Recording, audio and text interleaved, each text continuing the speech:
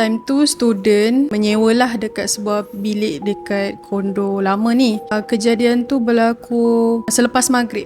Rasa macam tak sedap hati dan mulalah mengaji. Tak sedap hati macam mana tu? Macam Nawal tak sedap rasa hati apa? sebab rasa macam cawan yang gantung-gantung dekat dapur tiba-tiba bergerak sendiri. Seolah-olah macam ada benda yang menolak ataupun kita macam terlanggar ke. Tapi ni tak ada. Time tu housemate semuanya duduk dalam bilik. Masa mengaji tu so far tak ada apa-apa. Tapi apa yang jadi malam tersebut saya ada mimpi. Ada seorang lelaki tua yang berpakaian klasik lah. Dia bercakap dengan saya, kau pergi dari sini, ni rumah aku. Cakap macam tu. Lepas tu tiba-tiba lelaki tua tu dia ajak bersilat.